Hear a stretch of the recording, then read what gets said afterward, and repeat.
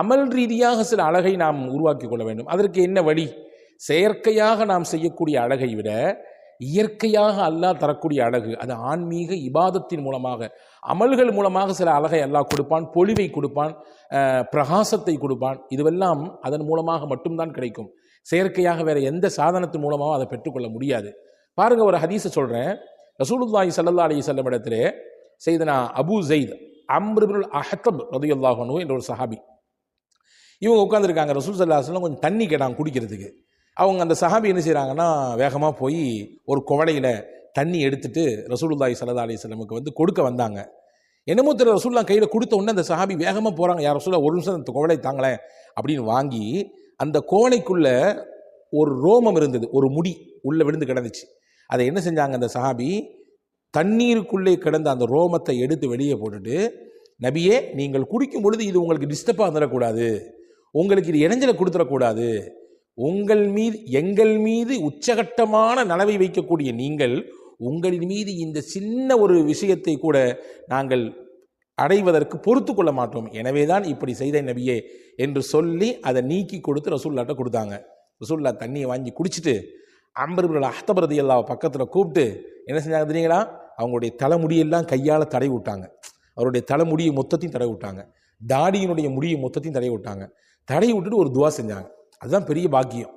இந்த துவாவை நாமும் பெறலாங்க. அதுக்கு என்ன வழின்றதை லாஸ்ட்டில் சொல்கிறேன், கண்டிப்பாக வீடியோ ஃபுல்லாக பாருங்கள்.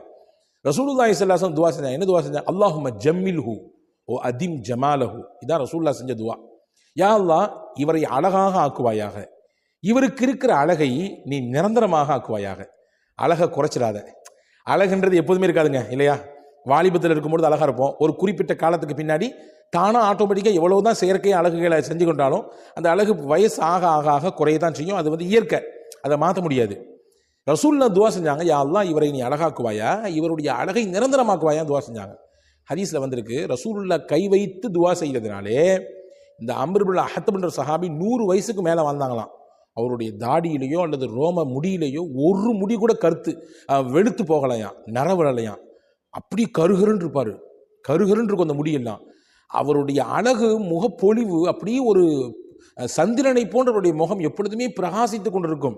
அவருடைய உடம்பிலே எங்கேயும் வயோதிகத்தினுடைய அந்த பலவீனம் தெரியவே இல்லை என்று சஹாபா பெருமக்கள் அவரை பற்றி, அதற்கு பின்னால் வாழ்ந்த தாபியின்கள் எல்லாம் அவருடைய வரலாற்றை சொல்லும் பொழுது சொல்லித் தருகிறார்கள். வல்ல ரஹ்மான் அல்லாஹ் நபிகளின் துவாவிற்கு, நபிகளின் கை வைத்த இடத்திற்கு கொடுத்த பரக்கத், அது ஆச்சரியம்.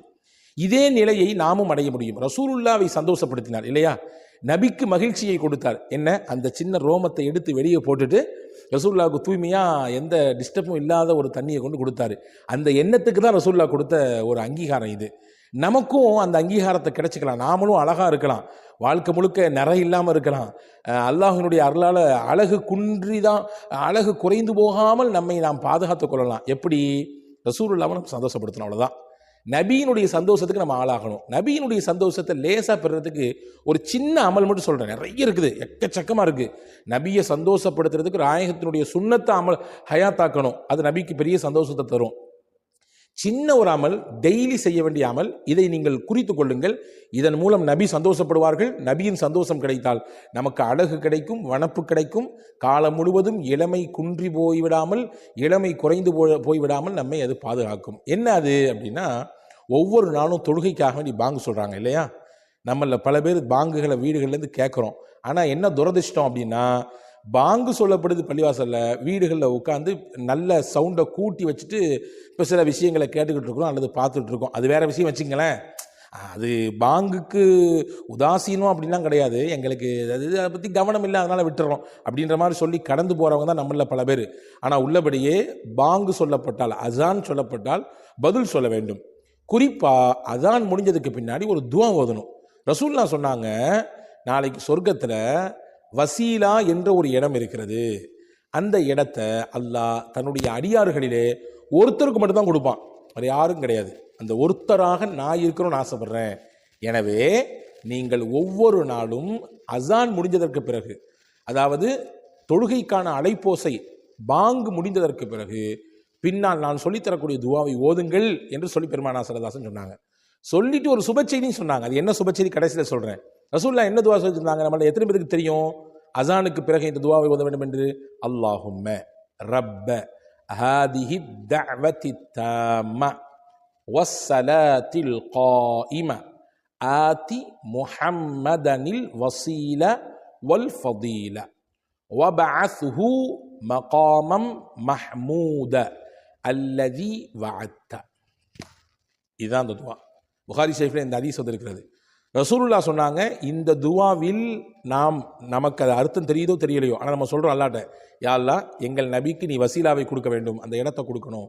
மகாம் மஹ்மூது என்று சொல்லப்படக்கூடிய இடத்துல எங்கள் நாயகத்தை நீ எழுப்பணும். நீ என்ன வாக்கு கொடுத்துருக்கிறாயோ அந்த வாக்கை எங்கள் நபிக்கு நீங்கள் கொடுக்கணும் என்று சொல்லி நம்ம ரசூலுக்காண்டி துவா செய்கிறோம். ரசூலுல்லாஹ் சொன்னாங்க, யார் இதை செய்கிறாங்களோ எனக்கு சந்தோஷத்தை தரவு மட்டும் இல்லை, அதுக்கு நான் கைமாறா, அதுக்கு நான் பகரமாக அவங்களுக்கு ஒரு கிஃப்ட் கொடுப்பேன்.